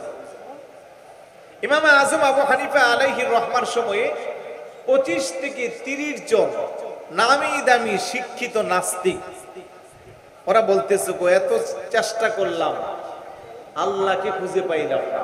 বড় করে বলি নাউজুবিল্লাহ। কোথায় বলতেছে? একটা চায়ের দোকানে বসে বসে ওরা বলতেছে এত শিক্ষা দীক্ষা করলাম আর এত খুঁজাখুঁজি করলাম, আল্লাহরে খুঁজে পাইলাম না। তো চায়ের দোকানের যে লোকটা চা বানায়, আপনাদের পোশাকে আশাকে লেবাসে মনে হয় আপনারা সর্বোচ্চ ডিগ্রিধারী। হ্যাঁ, আমরা সবচেয়ে বেশি, মানে বর্তমান সময়ের হলে আমরা বলতাম যে মাস্টার্স কমপ্লিট করা, ঢাকা ইউনিভার্সিটি, চট্টগ্রাম ইউনিভার্সিটি কিংবা অক্সফোর্ড ক্যামব্রিজ থেকে ডিগ্রি নিয়ে আসছে। নাস্তিক এরকম আছে না নাই? আরেকটু জনে বলুন, আছে না নাই? একটু মনোযোগ দেন, মজার ঘটনা। এখন বলতেছে আমরা সর্বোচ্চ ডিগ্রিধারী। আমার বুঝে আসে না, আপনারা সর্বোচ্চ ডিগ্রিধারী হয়ে আল্লাহরে খুঁজে পান না, আর আমাদের পাশের বাড়ির একটা বুড়া মহিলা আছে, বুড়ি মহিলা, সে বলে যে কেউ যদি আল্লাহরে খুঁজে না পা, তারে বলিও আমার কাছে আসতে, আমার কাছে আল্লাহর সন্ধান আছে। আরেকটু জোরে বলুন না সুবহানাল্লাহ। এখন ওই 25 জন 30 জন নাস্তিক বুড়া মহিলা কি শিক্ষিত? আরে না, কিসে শিক্ষিত? লেখাপড়া করছে জীবনে? ও কি করে? ও গাছতলায় বসে বসে একটা চরকা থেকে আরেকটা চরকার মধ্যে সুতুর কাজ করে। পরে একজন আরেকজনের কাছে কি রে, এত তালাশ করলাম মাগার খোদা পাইলাম না, আর এই মহিলার কাছে গেলে আল্লাহর সন্ধান পাওয়া যায়, তাহলে যাওয়া দরকার আছে না নাই? আরেকটু জোরে বলুন, আছে না নাই? ওরা সবাই ছুটে গেল, যেই কথা সেই কাজ। এবার যায় দেখতেছে গাছতলায় বসে বসে একটা বুড়া মহিলা এক পাশ থেকে আরেক পাশে চরকার মধ্যে সুতা নিতে আছে। ওরা যায় এই বুড়ি, বলে কি তোমার কাছে আসলে নাকি খোদার সন্ধান পাওয়া যায়? বলে হ্যাঁ আলহামদুলিল্লাহ, আমার কাছে আসলে সন্ধান পাওয়া যায়। তোমরা কারা? আমরা এলাকার সবচেয়ে নামি দামি শিক্ষিত। তোমরা কি আল্লাহরে পাইছো না? না পাই নাই। তুমি কেমনে পাইছো? তোমার লেখাপড়া কতটুকু? বুড়ি কো আমার কিসের লেখাপড়া, আমি জীবনে কলম হাতে নেই নাই। আল্লাহু আকবার বলবেন না? এই ছেলেগুলা বুকা, আনতে যাচ্ছে আর এখানে হরেন বাজাচ্ছে পরিবেশটা নষ্ট করার জন্য। ঢুকলেও তো একটা কথা বলে নিয়ে ঢুকছে, আবেগে বাসিয়া। হ্যাঁ, মনোযোগ আছে নি আপনাদের? হ্যাঁ, এদিকে মনোযোগ দেন। এখন জিজ্ঞেস করি তোর শিক্ষা দীক্ষা কতটুকু? বুড়ি কো আমি জীবনে কোনো কলম হাতে নেই নাই। আমরা সর্বোচ্চ ডিগ্রি নিলাম আর তুমি লেখাপড়া করো নাই, তুমি আর কাছে আল্লাহ আছে? বলে হ্যাঁ। তুমি কেমনে আল্লাহরে পাইছো? বুড়ি কো আমার চরখা আল্লাহরে পাইতে আমাকে সহযোগিতা করছে। নাস্তিকটা ডাকদা বলে এটা আবার কেমন শিক্ষা? বুড়ি মহিলা বলে রে এলাকার সর্বোচ্চ শিক্ষিত ডিগ্রিধারী ব্যক্তিরা, তাহলে শোনো, প্রত্যেকদিন সকালবেলা আমি আমার জীবিকা নির্বাহের জন্য পেশাদারি কাজ হিসেবে আমি একটা চরকা থেকে আরেকটা চরকার মধ্যে সুতো নেই। মুরব্বীরা দেখবেন, হয়তো পোলাপাইনে দেখবেন, এই যে আগে যে কাপড় বানাইতো, লুঙ্গি বানাইতো নরসিংদী এলাকায়, আমি ছোট সময় দেখছি। আপনাদের মনে আছে? তাঁতির কাজ, তাঁতি বলে না এগুলো রে, লুঙ্গি শাড়ি আগে কিন্তু হাতে বুনতো, এখন তো মেশিনে হয়ে যায়। তো একটা চরকা থেকে আরেকটা চরকাতে সুতা নেই। বুড়ি মহিলা বলে সকালবেলা যখন আমি চরকাকে ডান দিকে ঘোরাই, অটোমেটিক আমার চরকা ডান দিকে যায়, বাম দিকে ঘোরাইলে আবার বাম দিকে যায়। আমার আক্কল আমার এইটাই শিক্ষা দিয়েছে, নিশ্চয়ই প্রত্যেক দিন পূর্বাকাশে সকালবেলা একটা সূর্য ওঠে, সন্ধ্যাবেলা সূর্যটা অস্ত যায়। পূর্ণিমার চাঁদের রাতে মিটিমিটি তারকারা যে আকাশের মধ্যে উদিত হইয়া গোটা পৃথিবীটাকে আলোকসজ্জা করে, এগুলোর পিছনে কোনো না কোনো শক্তি আছে, কোনো না কোনো কারিগর আছে। কারণ নিজে নিজে এগুলো হইতে পারে না। আর যিনি এইভাবে নিয়মতান্ত্রিক ভাবে প্রত্যেক দিন চন্দ্র সূর্য তারকারাজি উদিত করে, তিনি হইলেন আল্লাহ। বড় করে বলে সুবহানাল্লাহ। ওরা বলে যে নিজে নিজে উঠতে পারে না, কেমনে উঠবো? আমি চরকাটারে না ঘুরাইলে এটা ঘুরে না, তো নিজে নিজে কেমনে হয়? ছোট্ট একটা চরকা যদি তার নিজের শক্তিতে ঘুরতে পারে না, আমাকে ঘুরাইতে হয়, তাহলে গোটা পৃথিবীর সবকিছু নিয়মতান্ত্রিক ভাবে পরিচালিত করার জন্য একজন না একজন কারিগর আছে, আর তিনি হইলেন আল্লাহ। ওই যে আক্কল বুদ্ধি, যে পঞ্চ ইন্দ্রিয়ের জ্ঞান বললাম, শক্তি বললাম, নাস্তিকরা একজন আরেকজনের দিকে তাকায়, কথা তো একবারে খারাপ বলে নেয়। এবার একটা আচ্ছা ঠিক আছে মানলাম তোমার কথা, তবে কয়জন খোদা আছে? বুড়ি কো একজন। না, একজনের দ্বারা কোনোদিন এটা সম্ভব না। সবকিছু নিয়মতান্ত্রিক ভাবে যথা নিয়মে হচ্ছে, কোথাও কোনো গোলমাল নাই। একজনই কেমনে করবে? একটা মেল ফ্যাক্টরি চালাইতে গেলে 200, 250, 500, 1000 শ্রমিক, তারপরে উল্টাপাল্টা ঘটনা ঘটে। কথা বলেন ঠিক না? আর একজনে। বুড়ি মহিলা ডাকদা বলে তাও আমার জ্ঞানে আমাকে শিক্ষা দিয়েছে, একজন বিদায় সম্ভব, একাধিক হইলে কোনোদিন সম্ভব হইতো না। বড় করে বলি সুবহানাল্লাহ। নাস্তিক গুলা বলে এটা কেমনে বুঝলা? বলি তাও আমার চরকা আমাকে শিক্ষা দিয়েছে। বলি কেমনে? আমি যখন ডান দিকে ঘুরাই, এটা ডান দিকে ঘুরে, বাম দিকে ঘুরাইলে পরে বাম দিকে ঘুরে। তখন আমি মনে মনে চিন্তা করলাম, আমার যদি আরেকজন শরীক থাকতো, পার্টনার থাকতো, আমি চাইতাম ডান দিকে, উনি চাইতো বাম দিকে, আর মুহূর্তের মধ্যে আমার চরকাটা ভেঙে যাইতো। সুতরাং গোটা পৃথিবীর সবকিছু নিয়মতান্ত্রিক ভাবে প্রতিনিয়ত যথা নিয়মে চলে, তার পিছনে যদি একের অধিক থাকতো কোনোদিন সম্ভব হইতো না। একজন বিদায় এই সবকিছু সম্ভব। বড় করে বলি সুবহানাল্লাহ। কুল হুয়াল্লাহু আহাদ আল্লাহুস সামাদ লাম ইয়ালিদ ওয়া লাম ইউলাদ ওয়া লাম ইয়াকুল লাহু কুফুয়ান আহাদ। বড় করে বলি সুবহানাল্লাহ। 25 থেকে 30 জন নাস্তিক সঙ্গে সঙ্গে বুড়ি মহিলার যুক্তির কাছে হেরে যাইয়া সবার অন্তর্চক্ষু খুলে গেল। ইমামে আজমের দরবারে যাইয়া সবাই বলল, পড়িয়ে দেন লা ইলাহা ইল্লাল্লাহু মুহাম্মাদুর রাসূলুল্লাহ সাল্লাল্লাহু তাআলা আলাইহি ওয়াসাল্লাম। বড় করে বলি আলহামদুলিল্লাহ। আমি বুঝাইবার চাইলাম, ভাগ্য যদি প্রসন্ন হয়, খুশ নসিবওয়ালা হলে উচ্চ শিক্ষা ব্যক্তিও লাগে না, অল্প জ্ঞানে পঞ্চ ইন্দ্রিয়ের শক্তির মাধ্যমে আল্লাহ আল্লাহ রাসূলকে খুঁজে পায়। কথা বলেন ঠিক কিনা? আর বদনসিবিওয়ালা হইলে রাঙ্গুনিয়ার সর্বোচ্চ ডিগ্রিধারী ব্যক্তিও বেঈমান হয়ে কবরে যাওয়ার সম্ভাবনা আছে না নাই? তাই স্কুল কলেজে যারা পড়ছেন আপনাদের উদ্দেশ্যে বলছি, নিজেদেরকে শিক্ষিত মনে করতেছে, কথাই কথাই মুরব্বী আলেমদের সাথে বেয়াদবি করে, আছে না নাই? ইমাম সাহেব হুজুর নামাজ পড়াচ্ছে, ইমামতির বয়স মসজিদে 30 বছরের উপরে, ওলা দলিন বলছে। হঠাৎ করে একদিন শোনা যাচ্ছে মাগরিবের সময় এমন জোরে আমিন বলছে, মনে হয় যেন মসজিদ ফাটাইয়ে ফেলবে, আছে না? হুজুর খুব নরম তবিয়তের মানুষ, বলতেছে জোরে কি আমিন বলছেন বাবা, নামাজের পরে আমার সাথে একটু সাক্ষাৎ করে যাবেন। নামাজের পরে সব চলে গেল, বাহিরে একটা ছেলে দাঁড়াই আছে, 3 কোয়ার্টার। কি কোয়ার্টার? আপনাদের এলাকায় আসেনি? প্রথমে 3 কোয়ার্টার আছিল, এখন এগুলো 2.5 কোয়ার্টার হয়ে গেছে। 3 কোয়ার্টার মানে টাকনু আর হাঁটুর মাঝামাঝি জায়গায় থাকতো, মোটামুটি একটা মান সম্মান আছিল। এখন 3 কোয়ার্টার নামে যা চলে, এই দেখো তো কোথায়,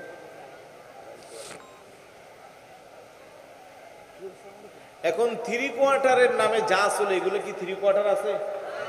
এগুলো 2.5 কোয়ার্টার, 1.5 কোয়ার্টার। কালকে না পরশু আমি দেখলাম রাস্তায় হাঁটতেছে, এতটুকু। নাউজুবিল্লাহ বলবেন না? আরেকটু জোরে বলুন না নাউজুবিল্লাহ। এগুলো কি সতর ডাকবে? কাজ হবে? শরীয়তের গন্ডার মধ্যে থাকবে? মুঠেই থাকবে না। তো যেই কথা বলছিলাম, এখন দেখতেছে মসজিদের বারান্দায় একটা ছেলে দাঁড়িয়ে আছে। হুজুর ভাবছে বোধহয় চলে গেছে, এবার বলতেছে হুজুর আসসালামু আলাইকুম। আপনি বলছিলেন দাঁড়ানোর জন্য। বাবা তুমি কে? আমি রাঙ্গুনিয়া কলেজে পড়ি, ইন্টারমিডিয়েটে। জোরে যে আমিন বলছে, আমি তারে দাঁড়াইতে বলছি। আমিই তো বলছি। তুমি বলছো? হ্যাঁ, কেন বলছো? আমি সহিহ হাদিসের উপরে আমল দিছি। তুমি কার ছেলে বাবা? আমি লালানগর অমুকের ছেলে। লালানগর অমুকের ছেলে? বলে হ্যাঁ। তোমার নানার বাড়ি সোনারগাঁও? বলে হ্যাঁ। আরে তোমার আব্বুর বিয়া তো আমি পড়াইছিলাম, যেহেতু 30 বছরের পুরানো ইমাম। কথা কোন ঠিক কিনা? ও তোমার বাবার বিয়াটা আমি পড়াইছিলাম। ওই ছেলের বাবার বিয়া যে হুজুর পড়াইছে, ওই হুজুর রে সে সহিহ হাদিস এখন শিক্ষা দিচ্ছে, আছে না নাই?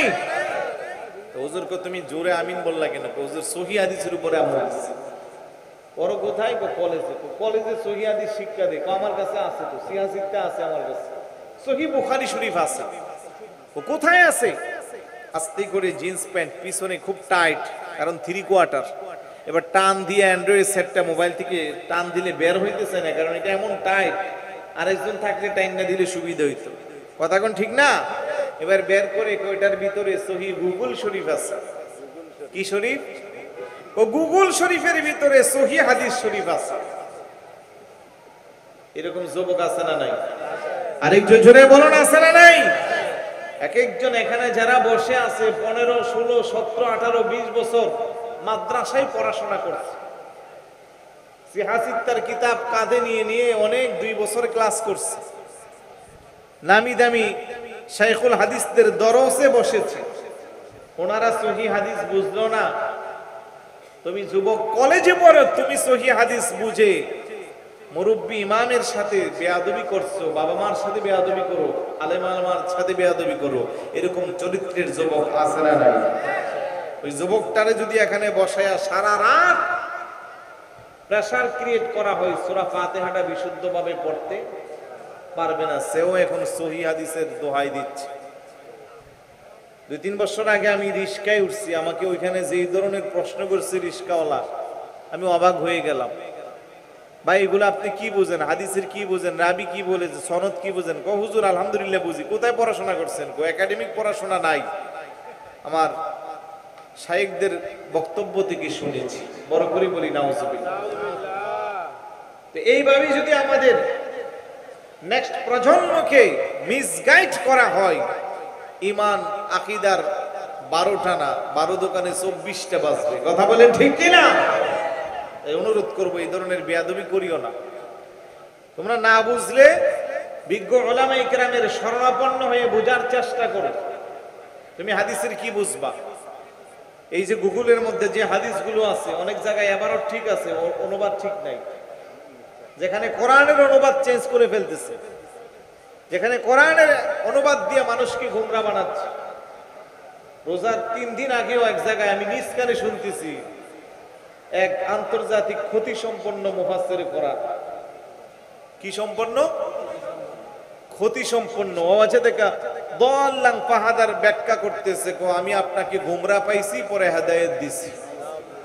আরেকটু জোরে বলি নাউজুবিল্লাহ। ওই ক্ষতি সম্পন্নর এলাকার বাড়ি, এলাকার মাহফিল ছিল। আমি যাইয়া শুধু 1.5 ঘন্টা তারই সাইজ করছি। লোকেরা বলতেছে, আপনার কি একটু ভয় লাগছে? নাকি কিসের ভয়? মানুষটা মেরাইয়া হইলে কি ইমানের ক্ষেত্রে আল্লাহ পাক কলজাটারে অনেক বড় বানাইয়া দিচ্ছে। আলহামদুলিল্লাহ বলবেন না? যতটুকু পারি ক্ষুদ্র জ্ঞানে অনেক কিছু বলছি, ডাকছি পর্যন্ত যে আমারে বুঝাইয়া যাওয়া আসে নাই। আসবি কি করে? দুর্বলতা যাদের মধ্যে আছে ওরা কি কখনো হিম্মত নিয়ে সামনে আসতে পারে? তো যেখানে কোরআনের অনুবাদকে চেঞ্জ করে মানুষকে গোমরা বানানো হচ্ছে, আর ওখানে হাদিস কি? এই অ্যাপস এর মধ্যে এমনও আছে শব্দ সহ চেঞ্জ করে ফেলছে। নাউজুবিল্লাহ বলবেন না? এখন তুমি সহিহ বুখারী পড়ো, তুমি ফতোয়া বুঝো, তুমি হাদিস বুঝো, আর এই আলেমগুলা জীবন শেষ করে দিল কিতাব পড়তে পড়তে, ওরা বুঝলো না। আন্তর্জাতিক খ্যাতি সম্পন্ন মুফাসসিরে কোরআন বানাইয়া চেয়ারে বসায় দেওয়া হচ্ছে, জীবনে কোনোদিন মাদ্রাসার বারান্দাও গেছে না। বাংলাদেশে এই চরিত্র আছে না নাই? আর একটু জোরে বলুন, আছে না নাই? কোরআনের তাফসীর করার জন্য 18টা জ্ঞান লাগে। তাফসীরে বাইজাবির ভূমিকার মধ্যে আছে এগুলো: ইলমে নাহু, ইলমে সরফ, ইলমে বালাগাত, ইলমে মানতিক, ইলমে বদি, ইলমে লুগাত, এইভাবে অনেক কিছু লাগে। অনেক আয়াত আছে নাসিখ মানসুখ, এগুলো অনেক হিসাব আছে। এগুলোর জীবনে তার 14 গোষ্ঠীর নামও জানে না। সে এখন বসে চেয়ারে আন্তর্জাতিক ক্ষতি সম্পন্ন মুফাসসিরে কোরআন। এই হলো আমাদের জাতির অবস্থা। তাই আমরা বিজ্ঞ আলেম উলামায়ে কেরামের পথ থেকে দূরে সরতে পারবো না। ওনারা আমাদের আকাবের আলেম যারা, ওনারা যে আকীদা শিক্ষা দিয়ে গেছে তার চেয়ে বিশুদ্ধ মত হতে পারে? আল্লামা গাজী শেরে বাংলা রহমতুল্লাহ আলাইহির আকীদার উপরে আমরা আছি। মাসলাকে আলা হযরত, আলহামদুলিল্লাহ বলবেন না? আমাদের জামিয়া আহমদিয়া সুন্নিয়া আলিয়া আছি বিদায় আজকে সারা বাংলাদেশে বাতিল যারা আছে মোকাবেলা করার সাহস পাচ্ছে না। এখানে আমরা যারা বসা দেখতেছেন সবাই কিন্তু জামিয়ারই পড়ে, আলহামদুলিল্লাহ বলবেন না? এবং আমাদের আজকের যে প্রধান আকর্ষণ আসতেছে, উনিও ঢাকা কাদেরিয়া তৈয়বিয়ার ছাত্র। ওনার নামের পিছনে তাহির, উনি অনেক জায়গায় ব্যাখ্যা দিয়েছে যে কেন তাহির। আওলাদ রাসূল হুজুর কিবলা আল্লামা সৈয়দ মুহাম্মদ তাহের শাহ মাদ্দাজিল্লুহুল আলীর উনি রুহানি সন্তান। তা সারা বাংলাদেশে যারাই আকীদার কথা বলে, সাহস নিয়ে মানুষকে আহ্বান করে বোঝানোর চেষ্টা করে, তারা শাহসে শ্রীকুটের বাগানের ফুল এবং আরো অনেক আমাদের, বিশেষ করে চট্টগ্রাম তো সুন্নিয়তের উর্বর জায়গা। চট্টগ্রামের বাহিরে গেলে বোঝা যায় সুন্নিয়তের করুণ দশা। কথা বলেন ঠিক কি না? তো যাই হোক, তারই মাঝখানে সারা বাংলাদেশে কিছু ভাই আছে যারা আহলে সুন্নাত ওয়াল জামাতের আকীদার জন্য নিবেদিত, যারা নিজের জীবনের ঝুঁকি নিয়ে সুন্নিয়তের জান্ডাকে উড্ডীয়মান রাখার চেষ্টা চালাচ্ছে। সকলকে মোবারকবাদ, আল্লাহ যেন কবুল করে বলুন আমিন। আমি বলছিলাম যে বড় কথাই আকীদা কেন্দ্রিক। যেহেতু আকীদা যদি বিশুদ্ধ না হয়, এত পরে করতে গিয়ে রাতের বেলাও বিয়ে থাকে নাকি? আচ্ছা আচ্ছা, আমাদের ছাত্র সেনার এক সময়ের তুখুর নেতা আমাদের হাফেজ শহীদুল্লাহ ভাই আসছে, মারহাবা বলি। আরো অনেকে আসছে, সবাইকে আন্তরিক মোবারকবাদ। একটু দুরূদ শরীফ পড়ি। আল্লাহুম্মা পাইছে, ওরা পাইছে বলতে হ্যাঁ, ওরা আগে গিয়ে বসে থাকবে না।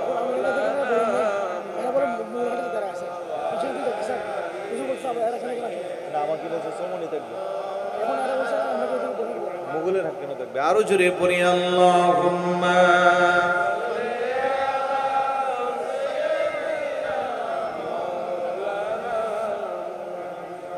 ওয়া আলা আলি সাইয়্যিদিনা রাহমাতাল লিল আলামিন নবী রহমতের খজিনা যার কদমের দলিলে গে ইয়াসরিব হইল মদিনা আল্লাহুম্মা কাইসে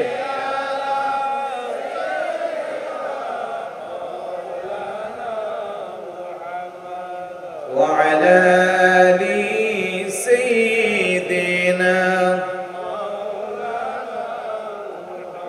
সুবহানাল্লাহ আলহামদুলিল্লাহ লা ইলাহা ইল্লাল্লাহ সুবহানাল্লাহ আলহামদুলিল্লাহ লা ইলাহা ইল্লাল্লাহ হাসবি রাব্বি জাল্লাল্লাহ মা ফি কলবি গায়রুল্লাহ হাসবি রাব্বি ما في قلبي نور محمد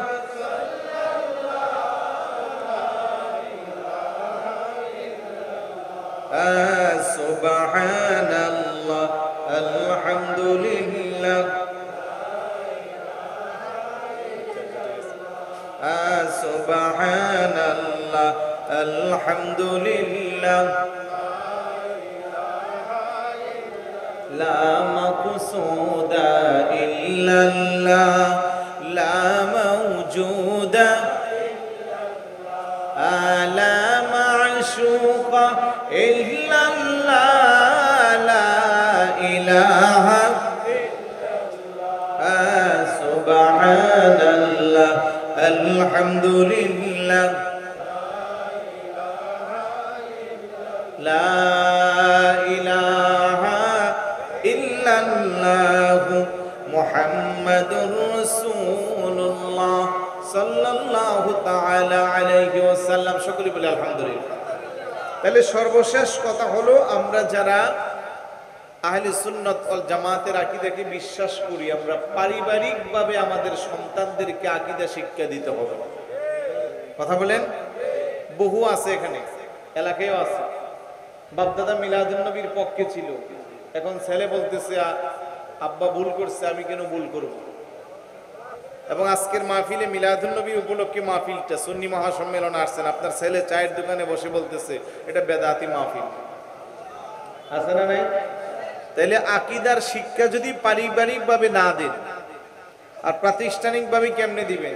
এখন তো প্রাতিষ্ঠানিক আরো জঘন্য, কারণ এত বেশি স্মার্ট আর আধুনিকতা আমাদেরকে পেয়েছে, আকীদার শিক্ষা তো অনেক দূরে চলে যাবে, ইসলামের শিক্ষা অনেক দূরে চলে যাচ্ছে।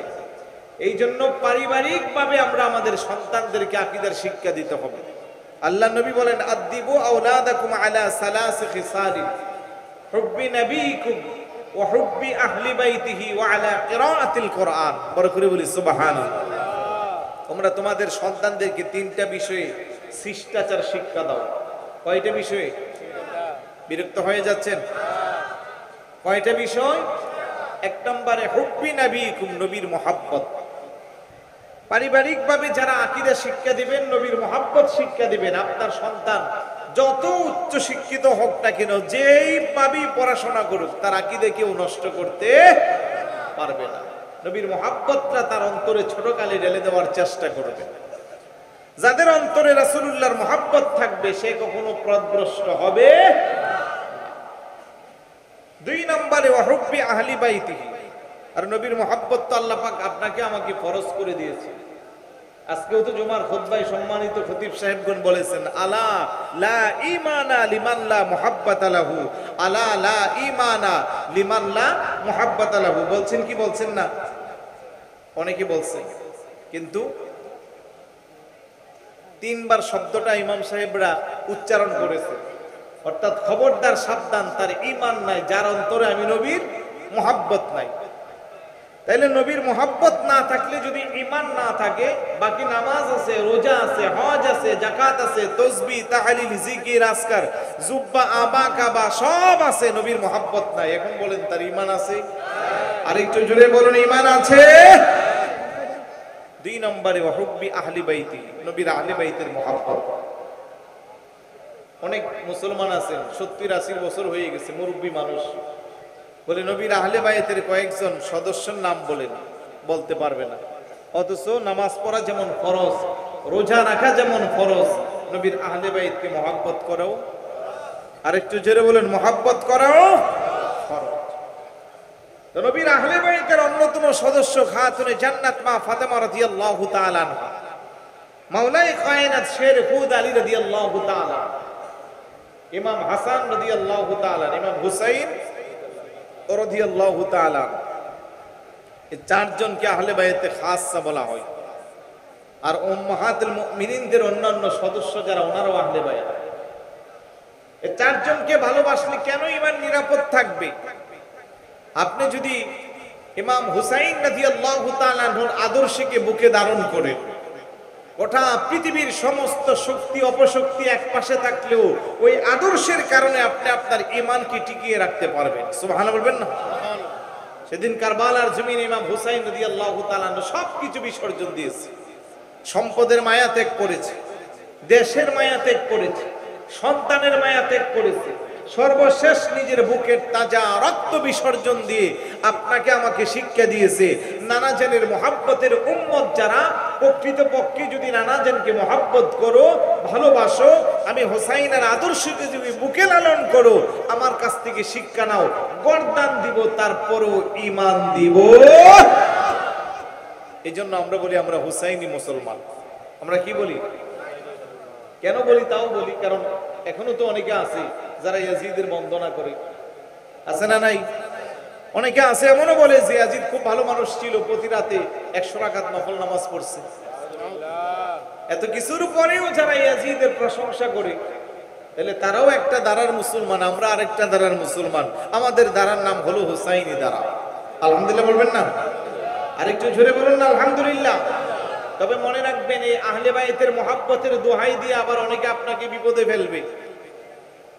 সুন্নি নাম দিয়া, উপরের লেভেলটা সুন্নি লাগাইয়া, আহলে বাইতের মহাব্বতের দোহাই দিয়া শিয়াদের টাকা খাইয়া ইমানের 12টা বাজাবে, আছে না নাই? এই জন্য আমরা আহলে সুন্নাত ওয়াল জামাত, আমরা শিয়া না। রাঙ্গুনিয়াতে বেশি একটা নাই, ওদিকে আছে, রানীরহাটের এদিকে আছে, জানি আমি সবকিছু বলি, আছে সব জায়গায় আছে। খবরদার, আহলে সুন্নাত ওয়াল জামাতের আকীদার বাহিরে কোন দল হতে পারে। তারা সাহাবাদেরকে বেশি মহব্বত করে, আমরা কি আহলে বাইতকে বেশি মহব্বত করে, আমরা কি কম করি? আমরা যেমন আহলে বাইতকে মহব্বত করি, তেমন সাহাবাদেরকেও মহব্বত করি। কারণ আল্লাহ নবী বলছেন, আকরিমু আসহাবি, আমার সাহাবাদেরকে তোমরা সম্মান করো। আল্লাহ নবী বলছেন, আসহাবাতু কুল্লুহুম উদুলুন, আমার সমস্ত সাহাবারা হলো ন্যায় পরায়ণ। আসহাবি কান নুজুম ফাবিআইয়িহিম ইক্তাদাইতুম ইহতাদাইতুম, আমার সাহাবায়ে কেরাম হলো আকাশের উজ্জ্বল নক্ষত্র রাজির মতো, তাদের পথ হেদায়েতের পথ, তাদের পথ খোদা প্রাপ্তির পথ। বড় করে বলি সুবহানাল্লাহ। তাই আমরা সাহাবাদেরকে মহব্বত করি, ভালোবাসি, আওলাদ রাসূলকে ভালোবাসি, যার যার ভালোবাসা তার কাছে সবার উপরে। এই আকীদা বিশ্বাস করি বিদায় আমরা আহলে সুন্নাত ওয়াল জামাত। আর যারা আহলে বাইতকে মহব্বত করে, সাহাবাদেরকে গালমন্দ করে, ওরা হলো শিয়া। ওরা কি? শিয়া। আবার আরেকটা আছে, সাহাবাদেরকে বেশি মহব্বত করে, আহলে বাইতকে দূরে সরাইয়া রাখে, ওরা হলো খারিজি। তাহলে আমরা খারিজিও না, শিয়াও না, আমরা কি? বলতে কি কোনো আপত্তি আছে? এই জন্য আমরা কারো নামও চুরি করি না, আমরা বুক ফুলাইয়া বলি আমরা আহলে সুন্নাত। কিন্তু আমাদের নামটাকে, লেভেলটাকে চুরি কইরা বিভিন্ন জনে বিভিন্ন লেভেল লাগাইয়া সহজ সরল ইমানদারদের ইমানকে নষ্ট করার চেষ্টা করে। কথা বলেন ঠিক কি না? তাদের সাথে আমাদের কোনো সম্পর্ক, আরেকটু জোরে বলুন, কোনো সম্পর্ক। এখানে আসবে নাকি সরাসরি? চেয়ারের ব্যবস্থা করো না, এসে বসার জন্য। সবাই ধৈর্য ধরে বসি, আলহামদুলিল্লাহ বলি। একটু তাকবীর দেন, নারে তাকবীর, আরো জোরে নারে তাকবীর, আল্লাহু আকবার, নারে রিসালাত, ইয়া রাসূলুল্লাহ, নারে গাউসিয়া। আহলে সুন্নাত ওয়াল জামাত আল্লামা তাহিরি হুজুরের আগমন রাঙ্গুনিয়ার পক্ষ থেকে, হোসনাবাদের পক্ষ থেকে, লালানগরের পক্ষ থেকে আলহামদুলিল্লাহ বলি। খুশি না বেজার? চেহারাগুলো এত মলিন কেন? একটা হাসি উজ্জ্বল ভাব রাখেন। উনি সেই 5-7 ঘন্টা জার্নি করে আসতেছে, আইসা যদি আপনাদের চেহারাগুলো মলিন দেখে কষ্ট পাবে না? একটু সবাই মুস্কি হাসি ভাব রাখেন, তাইলে ওনার চেহারা জার্নির কারণে মলিন হইলেও খুশি হয়ে যাবো ইনশাআল্লাহ। সবাই ধৈর্য ধরে বসে। চলে আসতেছে না? তো যে কথা বলছিলাম যে কোনোভাবেই আমরা আমাদের আকীদাকে নষ্ট করতে পারবো, ওই হাদিসটা বলতে বলতে উনি চলে আসবে, আমার আলোচনা শেষ। তাইলে আওলাদে রাসূলকে আমরা মহাব্বত করব, এটা আমাদের ঈমানি দায়িত্ব। সাহাবাদেরকে আমরা যথাযথ মর্যাদা দেব, এটা আমাদের ঈমানি দায়িত্ব। কিন্তু যারা আহলে বাইতের মহাব্বতের বেশি মাত্রা প্রকাশ করতে যায়, সাহাবাদেরকে সমালোচনা করে, সাহাবাদেরকে গালমন্দ করে, তাদের সাথে আমাদের কোনো সম্পর্ক নাই। 3 নম্বরে হলো আলা কিরাআতিল কোরআন। সন্তানদেরকে আমরা কোরআনের শিক্ষা দিব। যেই কোরআনের শিক্ষা সন্তানের থাকলে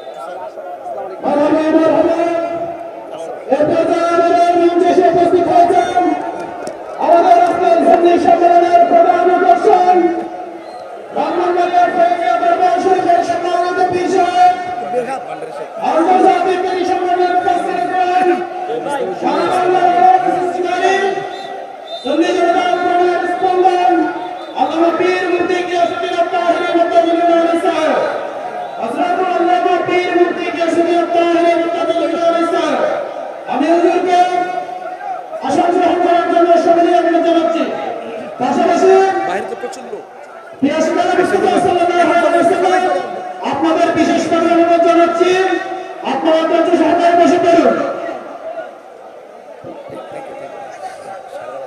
সবাই বলি আলহামদুলিল্লাহ, আর একটু জোরে বলি আলহামদুলিল্লাহ। খুশি না বেজার? সবাই বসে যান। বিক্ষিপ্ত ভাবে যারা দাঁড়িয়ে আছেন, রাস্তাঘাটে যারা আছেন, মেহরবানি করে ভিতরে আসেন। আমি আর 1 মিনিটও সামনে যাব না, যেহেতু রাত প্রায় 11:15 হয়ে গেছে। আমাদের কাঙ্ক্ষিত মেহমান দীর্ঘ 7-8 ঘন্টা জার্নি করে আমাদের মাঝে এসে উপস্থিত হয়েছে, আলহামদুলিল্লাহ বলি। আপনারা জানেন যে উনি দিনে রাতে সারা বছরই ওনার প্রোগ্রাম, এমনকি রমজানেও একদিন অবসর ছিলেন না। এই প্রোগ্রামটা নিতে কমিটি প্রায় 1 বছর আগ থেকে অনেক কষ্ট করেছে। তো যাই হোক, ওদের এই কষ্ট যেন আল্লাহ পাক সফল করে কবুল করে, বলুন আমিন। আমি আর সামনে বাড়ছি না। আমাদের আজকের মেহমানে আলা হুজুর আল্লামা মুফতি গিয়াসউদ্দিন আত-তাহিরি মাদ্দাজিল্লাহুল আলী, ওনার মর্জি মোতাবেক আলোচনা করবেন। সবাই ধৈর্য ধরে বসবেন। ইন্তেজামিয়া কমিটির আয়োজনকে যেন আল্লাহ কবুল করে, বলুন আমিন।